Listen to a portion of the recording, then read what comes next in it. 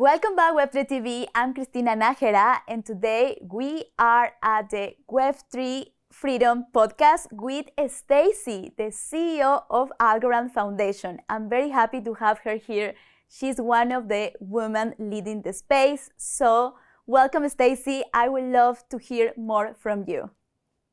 I'm so excited to be here. Thanks so much for having me. You've got a lot going on in Dubai this week, so I'm happy to be a small part of it. Thank you, Staci. I'm very happy as well. Would you like to start sharing more about you and your journey in Web3? Sure. So I have the honor and the privilege to run the Algorand Foundation. I was quite interested in Web3, and in particular, of course, in the beginning, like many people, in Bitcoin, starting in 2013. And I worked at a very sort of famous financial markets think tank. And I heard about this new financial technology, and I've always been quite interested in financial inclusion and access to capital.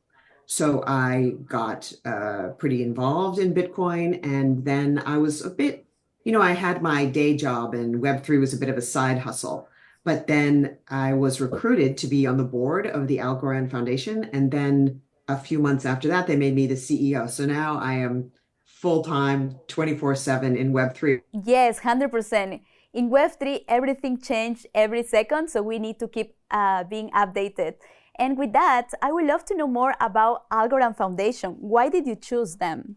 Well, it's a little bit related to my first experience with Bitcoin. So I care, as I said, very much about emerging markets and disenfranchised people having access to finance. I think this is one of the most, your podcast is about freedom, and I think that's one of the most important components of freedom.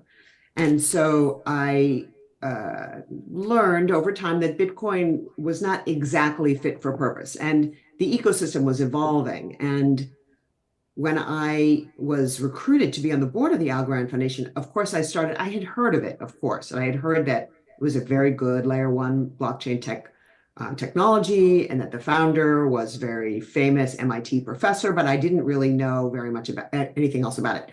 But when I started researching it, I thought to myself, right, this is the technology that can actually potentially solve the problems that I've spent my entire life caring about, because this technology has very high throughput, 10,000 transactions per second, is very low transaction fees. It's very environmentally friendly. And these are the kinds of things that I thought, okay, now this one might really be the answer. And so I was thrilled to be a part of, just making sure the world knows about Algorand and can help people build on it and use it and be a part of our ecosystem. 100%, and you are doing an amazing job. Staci, can Web3 bring more freedom? Yes. When I think about, yes. I mean, in fact, I don't know that I'd even be in this space if I didn't believe that. And I think when I think about it theoretically, and I think about it practically. So theoretically, I think of Web3 as something that can't be shut down, no matter how many people don't like it or don't want it to exist. It has the potential, theoretically, to exist independently of those that try to thwart it. Now, when we live in, societies and countries that have good monetary policy and that have a rule of law, that's a bit of a luxury, but it's quite a necessity for people in many countries around the world, right, where they are possibly under attack by the government, where savings are eroded, where they are a victim in many ways of government policies and societal effects because of the lack of rule of law and that kind of thing. So I think that is just like a fundamental bastion of freedom. But again, it's a little bit more of a kind of a theoretical. It's not theoretical, but it's a bit more kind of highbrow idea. But for me, the practical brass tacks element of freedom for me is, I think of freedom very practically as like access to money, access to credit. Like, you are not free unless you have access particularly to credit, right? And so you don't realize, and I don't mean you specifically, but people that are kind of middle class, growing up in a middle class society anywhere in the world, the idea that we can, use a credit card, access our bank account, get every time you use a credit card, you're getting, that's why it's called a credit card. You're getting a little bit of access to credit, a little line of credit. You can, finance your mortgage. You can do all of these things. But for many people, they don't have access to a bank account. They don't have access to credit of any kind. And Web3, that promise of financial inclusion, is delivered by Web3. The idea that you don't have to have a bank account to be able to send and receive money, that you can make exchanges from one kind of currency to another, that you can hold US dollar stablecoin in a wallet that you own and control without having to go to a bank account. These kinds of things are, they are, called and talked about in terms of financial freedom, but they are really about freedom itself. And in particular, if you'll allow me one more minute on this, I think the idea that you can control your own identity and how much of your identity you share and with whom, I think is the third fundamental component of freedom. And an example that I'd like to give on this is, in the United States, you cannot drink until you're 21. And so for with daughters out there, or me as a younger woman, I wanted to go to a bar. Why did I have to show that bouncer, that bartender, where I live? Why couldn't I just demonstrate and prove that I was 21? Why did I have to give a driver's license with my home address on it to that guy that I didn't know? Right? And so this idea of self-sovereign identity, which is impossible without Web3, is, I think, the third kind of pillar of freedom that Web3 delivers. 100%. There are a lot of benefits on using Web3. And with that, I would love to know more your insights on being a woman in this space. We are in an environment where it's mainly men-dominated. How do you feel about that? I think the finance in general, look, I mean, there's a little bit of male dominance, of course, to the space, but finance in general is very, there's a lot of money on the line. And in crypto too, there's a lot of money on the line. And so people are quite serious. They don't care so much, who you are, where you come from. They care if you're doing a good job. It's a very meritocratic kind of place, crypto, I think. And if you can have a good idea, you are accepted. Some of the most powerful and influential people that I know in crypto are women, right? And so, my community, they can get, when they get mad at me, for example, and sometimes they have been, quite mad at me, or they think I'm not doing a good job. The kinds of insults that I might get on Twitter are like, she's a banker, she doesn't know, she's not a degen, stuff like that. But nobody ever says to me, oh, she's a woman, she shouldn't have this job because she's a woman. That has never once happened to me. So I think it's male dominated. And there's a little bit of another insult I will get is she's a Democrat, from some people. But, it's not about, I find it a very welcoming and quite hospitable environment, actually, which is not to say that there are no problems, of course, but I think it's pretty accepting, really. Yes, thank you for sharing your insights. And what I love about Algorand is... Can I ask you from your point of view, though, because you're a journalist in this space. How do you feel about being a woman in this space? To be honest, as you mentioned, I feel the Web3 ecosystem is very inclusive. So it's not about gender. It's about what are you bringing to the table, what are your talents, what is your passion? Because I believe people that are in crypto are very passionate about it. They really believe in the vision. They really understand the technology. So it doesn't matter where you come from, because this technology, this new era, allows you to bring your talents, to bring your community, to bring whatever you want to do here. And yeah, I feel very welcome, to be honest. And with that, I will also like to add that what I love about Algorand is that they are always finding ways to bring more people to the ecosystem. And one of those is the Algo Kit. Now, developers can use Python to build on top of Algorand. Would you like to share other new updates or something that you are working on to keep bringing more people into the space? Well, this was a really important milestone for us, and we took about 2 years to build this. And I will say, just by way of a segue, that our CTO was trying from day one to hire women in the technology office.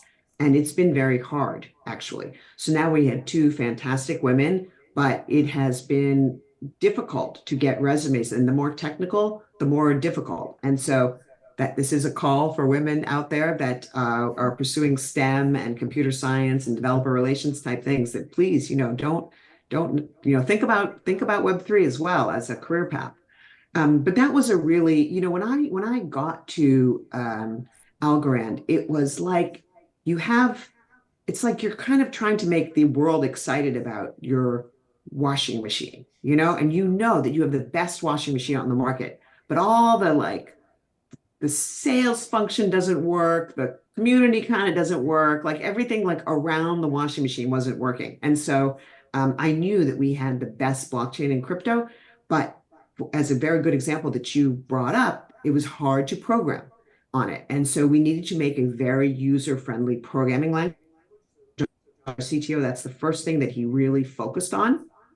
The second thing that we are rolling out now is, and this can get very technical very quickly, but we have some of the world's best cryptographers associated with Algorand, and they liked a 25-word mnemonic phrase. Everybody else is a 24-word phrase.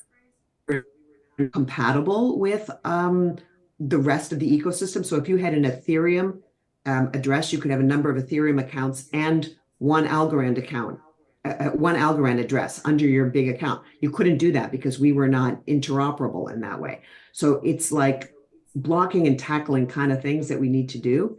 We were not properly represented. Our transaction count was not properly represented on a lot of these big data providers. So like, this is not fun or sexy stuff, but you got to go data provider by data provider, convince them that they're not talking about you properly. The US dollar coin, the USDC on Algo was not available on Coinbase, for example. That took really almost a year and a half of just talking to them and negotiating with them and making sure that they understood the value proposition. And when you're a smaller blockchain, it's harder to get attention.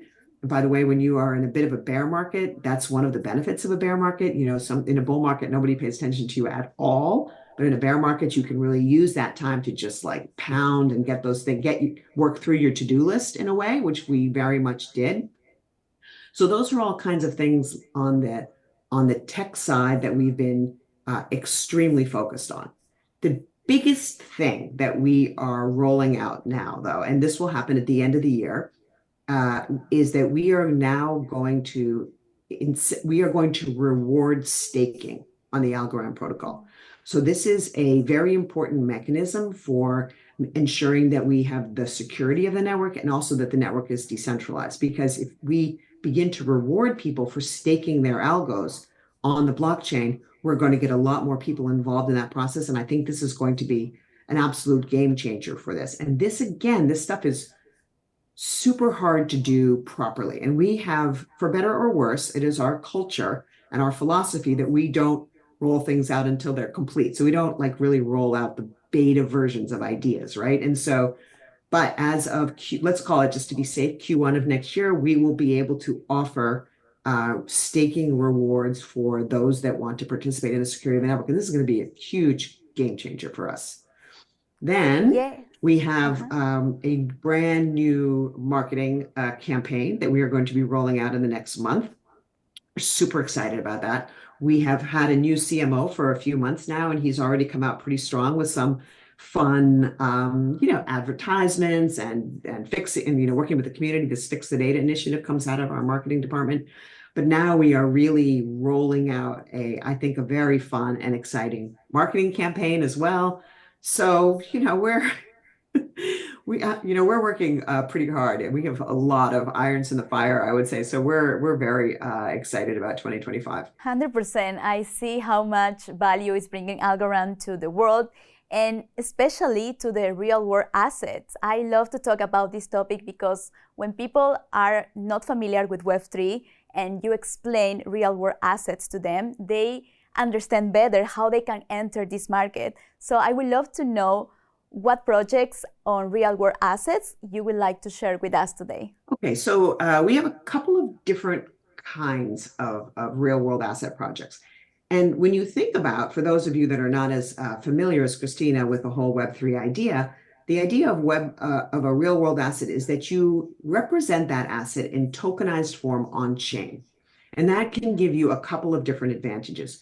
One is that if it's a lumpy thing, like say it's an apartment building, right? And if you want to invest in that apartment building, well, you know, you're going to need a few tens of millions of dollars probably to invest in an apartment building and get that rental income, which, by the way, is a very diversified source of investment income. So it would be good if average everyday households could do that. But you can't do that because you don't have, you know, $10 million to invest in an apartment building. So what tokenization enables you to do is represent that building in tokenized form, which you can kind of slice and dice into very small pieces. So there is a company building on Algorand, for example, called Lofty AI. They take rental properties. You can invest in a portion of that property, which means you get a portion of those rental proceeds. You do this on a property by property basis in the form of a DAO, because Web3 is quite decentralized notion. And so you, as a DAO, it's like a governance DAO, you manage that property as the DAO. And if you go to the Lofty website, you will see there's all the documents about the property, there's the rental history of the property, there's, you know, who manages the property, and you can be very involved in the management of that property because you are an owner. You are an owner even if with $50 of that property. It's very empowering, and you get your little slice of rental income. So you can now avail yourself of this investment opportunity. It was only available before. So this is a very exciting notion in my view. Another thing that we have just done is Aberdeen is a very well-known, very big UK money market fund, and we have tokenized that money market fund again. And so now anybody can take a tiny piece of an Aberdeen money market fund. And we, in fact, just did a swap between, it was a pilot swap, but we did a swap between two wallets, and transferring, I think it was €1 million worth of this fund happened automatically in a second. Now, that is not how financial assets trade in, you know, as we call it, TradFi.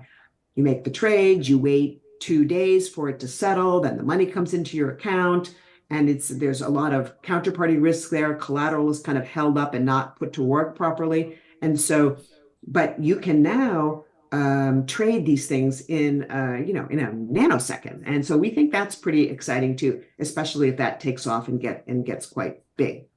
And a lot of people think about real world assets as this idea of kind of slicing and dicing it into little pieces. And I think that's a very good way of looking at it.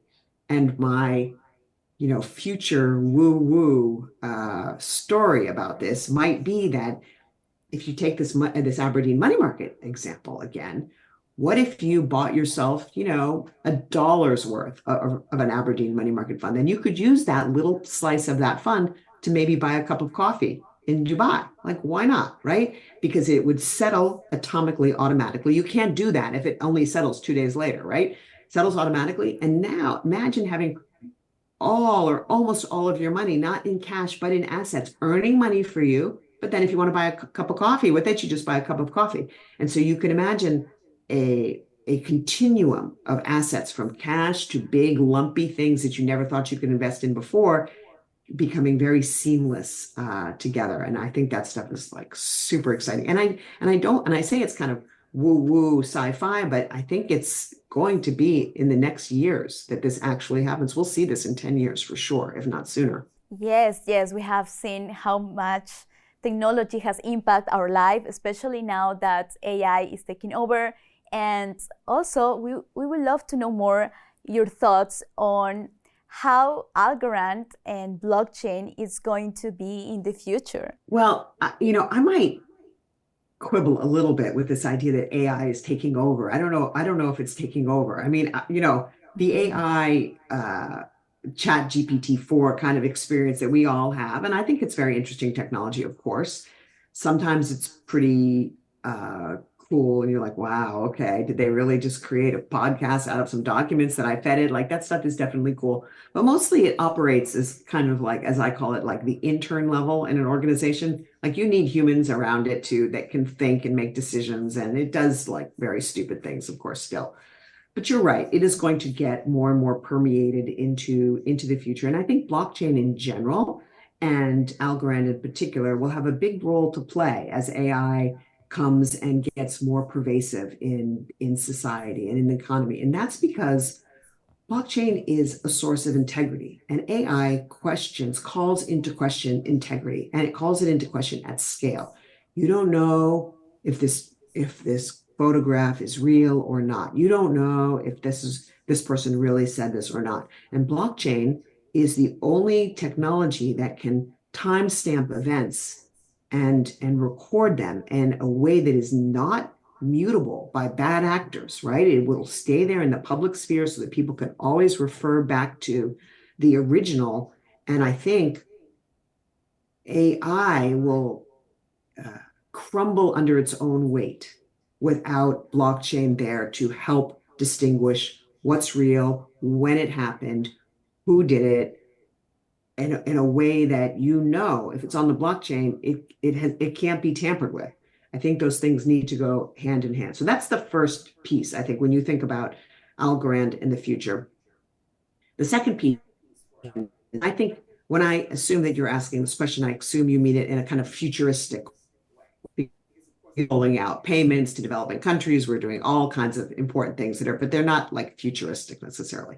But the second kind of futuristic thing that we're very focused on is quantum secure cryptography, right? So when the quantum computers come along, and they can't do this now, they will be able to kind of break prime numbers, not to get too sort of technical about this, but things that rely on the idea that prime numbers are very difficult to break could potentially be exposed in a quantum. So you need to have the pieces to put together a quantum secure environment. Now, Algorand now has quantum security for all of the history of the chain. And so that is guaranteed. We use something called Falcon keys, and we won one of the co-authors of the paper that won a big contest that was put out just to make sure, with all of the brightest minds in cryptography, deciding whether these things were quantum secure or not. The paper that won, the technology around that won these Falcon keys, one of the three co-authors was from Algorand. So we have now implemented this, and every 15 minutes, this key certifies the quantum security of the chain. And so you cannot mess, even if quantum computers come along, you cannot go back in time and mess with what we have recorded on chain. And we are the only chain, I think, that can say that. So our mission statement is that we want a world where data has integrity. That's the first, and innovative ideas can scale. But that first part is fundamental to us, where data has integrity. And so we work very hard on these kinds of issues. 100%. I really support that idea, because that's the beauty of blockchain, that everything is transparent and that you can create new products that everybody can use, because it has a system where everybody is aware of what's happening. Thank you so much, Staci. It was a pleasure having you here. I admire you a lot, and it was an honor to have you in the podcast. And thank you so much for watching. Remember to share this with your friends, because everybody deserves to know more about Web3, AI, and blockchain. I'm Cristina Nájera. See you next time.